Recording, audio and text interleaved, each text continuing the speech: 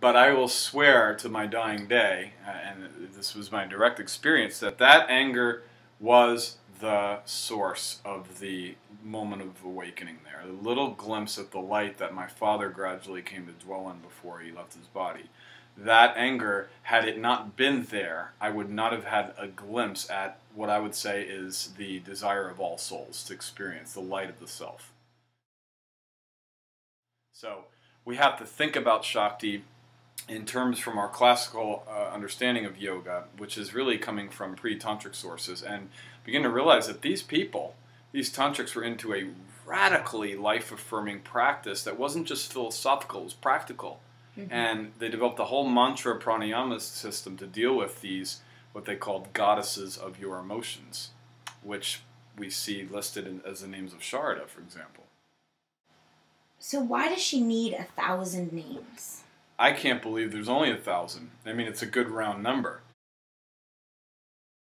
So the 1,000 names are not exactly 1,000 ways to praise her. What they sound like is that they're the 1,000 ways in which she is manifested in our lives. As you, and this is where the non-duality comes into being. As I make an offering into the fire, as I recite in this ritual the name of Sharada that I'm on, you are literally making an offering to that goddess, let us say the thunderous power of anger that's within all of us. You're making an offering to that goddess as she's reflected here in the fire of the heart lotus, the heart altar. So this outer ritual is symbolic of a transformation that begins with acceptance. This feeling I have now is not spiritual or unspiritual. It is the goddess as she is manifesting. When I bow to her, I do two things. I stop pushing her away. And secondly, I begin at a more advanced, slightly more advanced stage to utilize the energy of that emotion to transform this beautiful temple, the body as the tantrics call it, into a playground of bliss, literally to experience the enlightened state. But inevitably, if I'm in a body, I'm going to experience bodily emotions that are not so pleasant. There's going to be anger that's triggered, sadness is that triggered. The first step is to say, the trigger is incidental to this practice. This person may have said the angry words and known how to piss me off, but this anger, let us say, or this sadness is mine. But what we are in the habit of doing is to say, this isn't spiritual for me to be angry.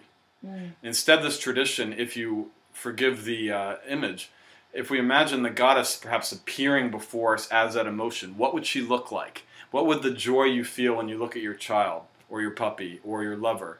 What would that look like if she was a goddess? Lovely, right? Some beautiful image. Perhaps the face of that person or puppy themselves. That's fine.